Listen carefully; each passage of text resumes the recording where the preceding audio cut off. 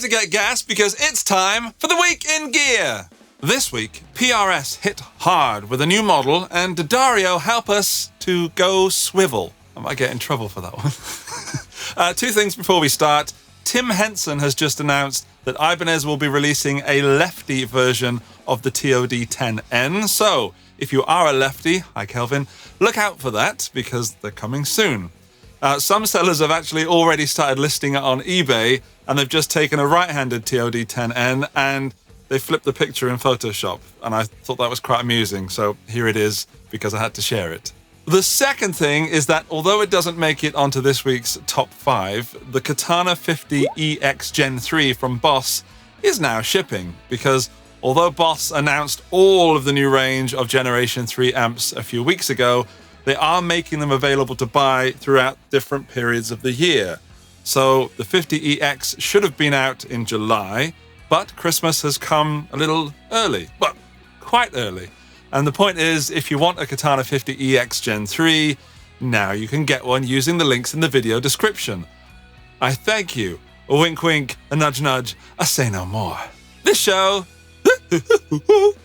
is sponsored by Pedaltrain. More about them in a little bit. Now, let's respectfully kick off this week's most exciting guitar gear releases with something a little poignant. A year ago this week, Søren Jongberg, the man behind the Carl Martin brand, sadly passed away. But before he died, he left some pedals unreleased. And one of those pedals has just been released this week, the Tone Tweaker. This is a 12 decibel clean boost with a 3-band EQ. It has an internal voltage booster, knobs for bass, middle and treble frequencies, along with the level of overall boost. It's priced at around 150 euros, and if it follows the pattern of previous products designed by Søren, it will be reliable and clinically clean. I've only just got into boost pedals in about the last 2 years or so before that, I honestly thought that boost pedals were just for making things louder. I had no idea about, sort of driving the front end of an amp or actually tweaking your tone. But you can do that, and this is aptly named as the Tone Tweaker. So it seems to be more than just an EQ pedal. I will get one in the studio fairly soon, and I will be checking it out in another video. I have to say, I'm not sure the world needs another boost pedal, but to be fair, you could say that about any pedals that get released this day. And maybe this could be the secret sauce that your tone has been hungry for. Links in the video description and first comment. Again, wink wink, nudge nudge, say no more. They are affiliate links, just saying. Despite Leo getting it right in the 50s, Fender managed to tempt us again with variations on the Telecaster pretty regularly. This week, another artist gets a signature Fender guitar. Please cut that. Tedeschi. Leave it in, screw it. Susan Tedeschi of the Tedeschi Trucks band is the artist in question. This Caribbean Miss Telly is modeled after her 1993 American Standard, which has been Susan's preferred guitar since she first started playing it.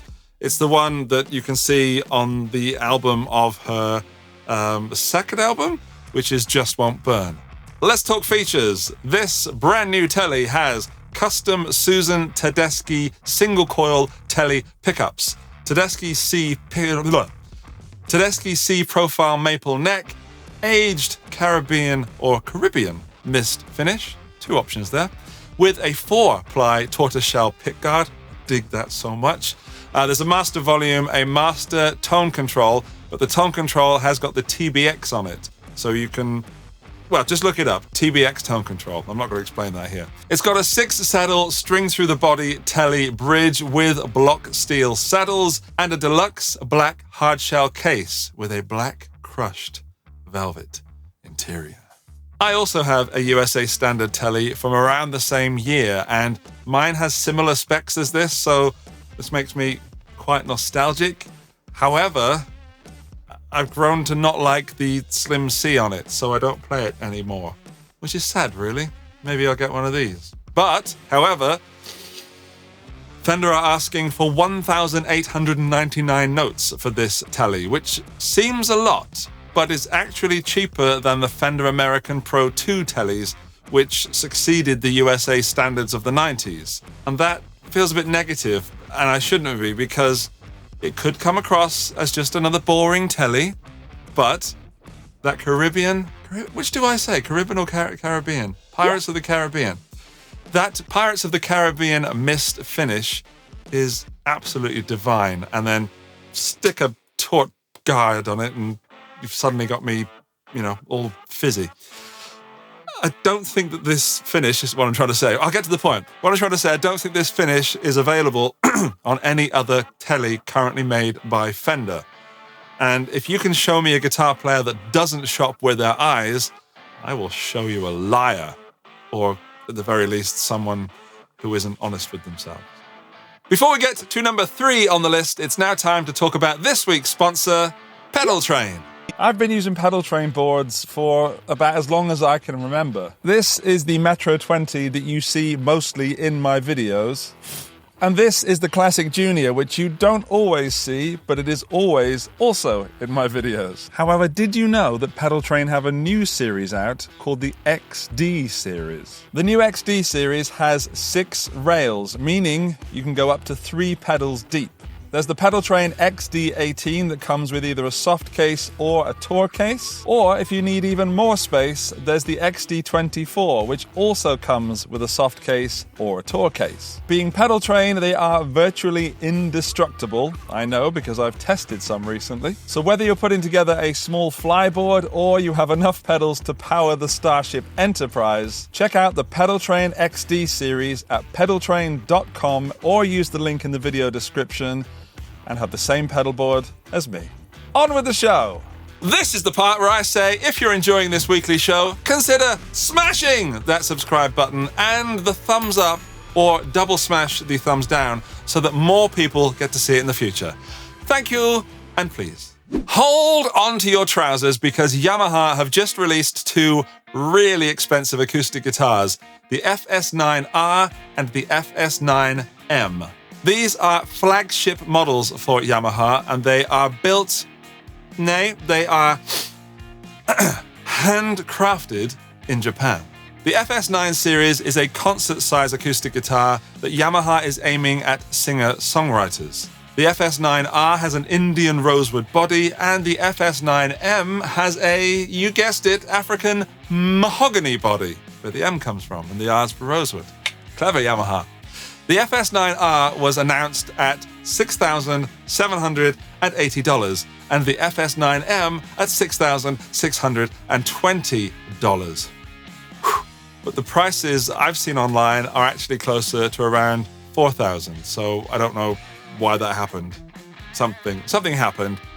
It saved us $2,000.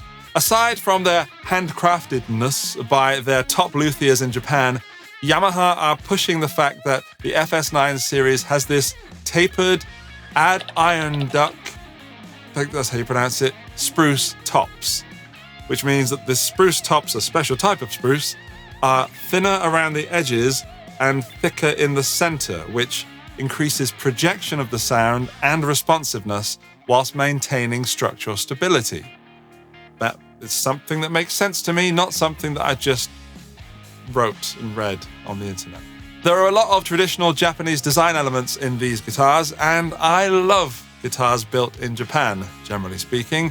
The FS9 series is definitely not for the casual acoustic player, but if you are looking for a guitar for life, Yamaha's name keeps floating to the top of my list. I never thought that a guitar strap would make it to almost the top of my gear picks of the week, but it seems that D'Addario have been listening to my thoughts because they've just released a new auto-lock swivel guitar strap that I've been silently dreaming about for a while. In fact, I've got the regular one. Let me get that. Right, I got this one. This is the red one, and this is the non-swivel one that's been out for a while. So I'll put that around my neck whilst I'm talking about it. Designed in collaboration with Ned Steinberger and Joe Satriani, this guitar strap auto-locks onto your guitar. So I'll get a guitar as well, hang on. I chose this one on purpose. So this is the original auto-lock strap, which if you put on the strap button, it doesn't come off until you lift that little thing, then it comes off. If you're using it on an SG, or something with a strap button on the back, you have to twist the strap, which becomes strangely annoying. Now, the swivel strap stops that and solves that problem and just swivels here so you can turn it around. Although it's still made from this polypro material, which can be a bit slippery. So I hope that they do offer some kind of more sticky material. I know they did a grey one with this more sort of grippy thing, because it's quite ironic that the photos that D'Addario use are an SG, and the SGs are the guitars which are renowned for having a little bit of the old neck dive. So something more suedey, more sticky, more grippy is usually beneficial for an SG. For those of you that appreciate how important a good strap is, you will surely appreciate this. And definitely, if you play an SG or any other guitar with a strap button on the back, you probably should look at this swiveling strap. I do see a downside, is that it may not be the showiest of straps and not the most beautiful, and it is quite nerdy looking, but I bought one instantly, and you're going to see it a lot on this channel, specifically when I play this guitar. So it's coming in at around $24 plus shipping, which I think is more than acceptable for something that's going to make guitar playing easier and eliminate that annoying twist at the back of the strap. Links in the video description. First comment, you know the drill.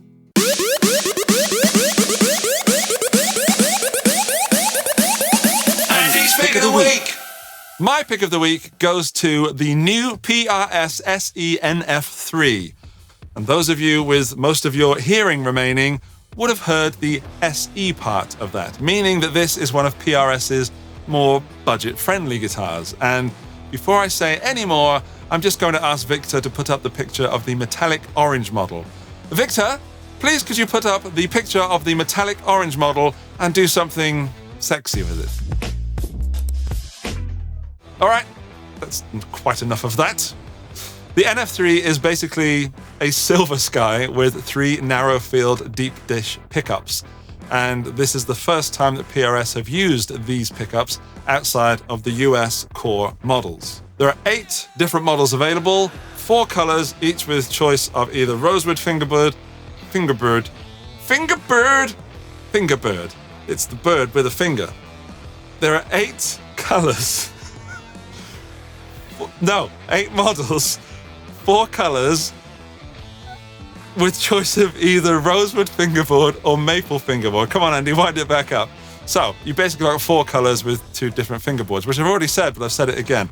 The bodies are made of lightweight poplar, and the necks are maple with a wide, thin neck profile, typically PRS, and 22 medium jumbo frets. They also have a PRS tremolo system and PRS tuners. If you're wondering what the big deal is, it's mostly because of these narrow field pickups, which are some kind of mix of single coils and humbuckers. So it's basically the same components as a regular humbucker, but smaller, like a single coil, giving you a more focused, smaller section of the strings. And also, if you look a little closely, you'll see that these are stepped, so that the distance from the magnets to the strings remains the same across the radius of the fretboard, which gives you an even volume of the strings for a more balanced tone, a feature that seems so nerdy and particularly PRS way of thinking. Once again, I am tempted by PRS. The SE range seems among some of the best value guitar you can get for your money, and my friend Steve has one and I don't, and frankly, that has to be rectified at some point. And I'm currently thinning out my guitar collection on the sort of more budget end of things. So I could use that money to replace all those budget guitars with one less budget guitar, but still budget guitar. But I'll probably end up spending that money on something dumb, like a holiday or food for the kids. What I'm trying to say is, if someone threw a maple fretboard metallic orange NF3 off a cliff, I would seriously consider jumping after it to try and save it. What's slightly frustrating for me, and let's talk about me for a minute, is that if you're in the US, these will set you back just under $800. If you're in the UK, these are going to cost you around £800. But for those of us in Europe, the price is just over 1,000 euros. And I don't like that. That needs to change. Please. Thank you. Also, thank you to the wonderful people that support this show on Patreon. Their names are on screen now. And also to the lovely ones showing their support right here on YouTube. Their names are also appearing on the screen right now. If you want your name up in lights or pixels, then click the join button right here on YouTube or visit my Patreon link, which you'll find in the video description and first comment. And here's a special thanks to the top tier members, which I shall try to read in one breath. Here we go. Josh Tamberg, Sarang Narayan, Southern Panda 33, Andrew Morgan, Dustin Bonney, Gary O'Neill, Doug Paget, Alinta Boston, Boom Shakalaka, Dirk. This prank is officially sponsored by Jason Welch, Buzzle, Michael Lerner, Buddha Blue, Huge Erection. It won't scroll. Pop's Place, April Kurtz, Johnny McBabington and Robin Kelly. Now, go put your pedals on a pedal board train, and I'll see you in the next one. Thank you, top tier members. Actually, I'm going to go this way this week. See ya!